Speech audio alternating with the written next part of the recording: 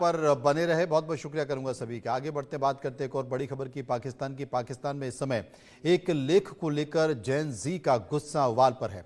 America में PhD कर रहे पाकिस्तानी छात्र जोरेन निजामानी द्वारा लिखा गया लेख, जिसका शीर्षक सब कुछ खत्म हुआ था, बाद में सेना के दबाव की वजह से हटा दिया गया है। इस घटना ने पाकिस्तान की युवा पीढ़ी और सत्ता के बीच की गहरी खाई को उजागर कर दिया है।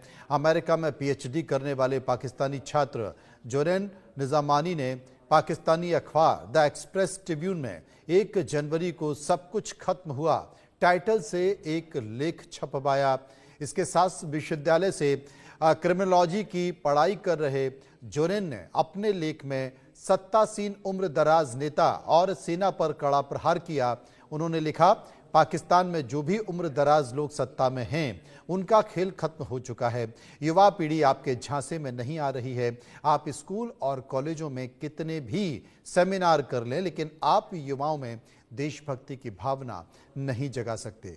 उन्होंने आगे लिखा कि समान अवसर, मजबूत बुनियादी ढांचा और कुशल लोकतंत्र होने पर देशभक्ति अपने आप आ जाती है।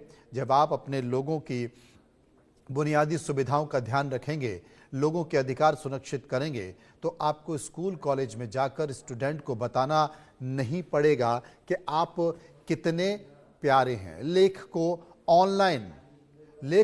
ऑनलाइन हटाए जाने के बाद पाकिस्तान में अभिव्यक्ति की आज़ादी पर सवाल उठने लगे हैं। इमरान खान की पार्टी पाकिस्तान तहरीक इंसाफ और मानवाधिकार कार्यकर्ताओं ने इसे सच्चाई को दबाने की कोशिश कर दी है।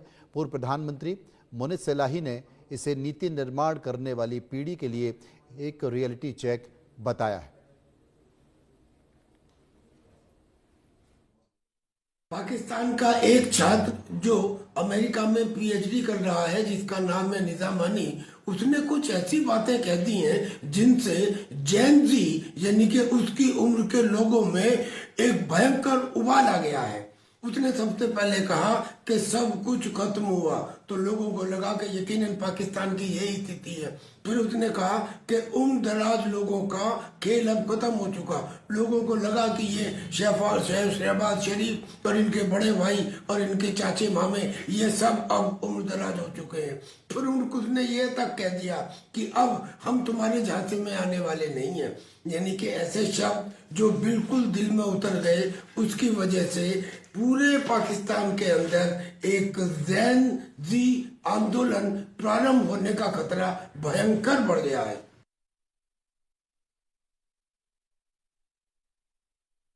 पाकिस्तानी छात्र निजामानी के लेख में लिखा गया कि आप कितनी भी सेमिनार कॉलेजों में स्कूलों में कर लीजिए, ये कहकर कि आप देश से प्यार करो, देशभक्ति पैदा नहीं की जा सकती।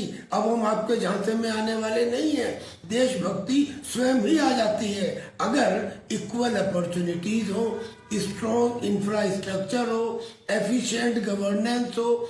और ये लेख से जो आग लगी लोगों में, जो सच्चाई दिखाई दी, इस लेख को अखबारों से हटवा दिया गया। बस फिर क्या था?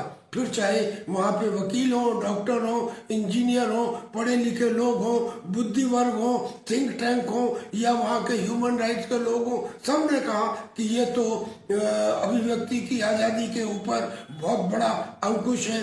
यानी कि जेन जी रेवोल्यूशन की नींव पड़ चुकी है।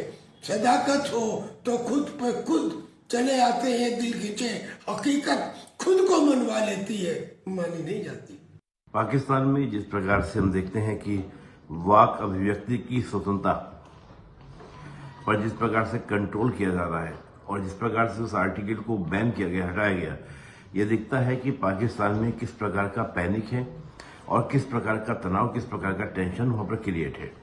तो निश्चित रूप से, और देखिए, जब भी इस प्रकार की वॉइसेस को दबाया जाता है तो ये वॉइस कई गुना उभर कर आपके सामने आती है। तो पाकिस्तान में अगर यूथ ब्रिगेड वहाँ पे एक्टिव होती है और इस प्रकार का वहाँ पे क्या करती है, कमेंट करती है, इस प्रकार की बातें वहाँ पे रखती हैं, तो मुझे लगता है कि पाकिस्तान के लिए बहुत सेंसिटिव, बहुत सीरियस होने वाला है, बहुत इश्यू होने वाले हैं। और ये कहीं ना कहीं पाकिस्तान को एक बड़े आंदोलन की ओर क्या कर सकते हैं, मूव कर सकते हैं।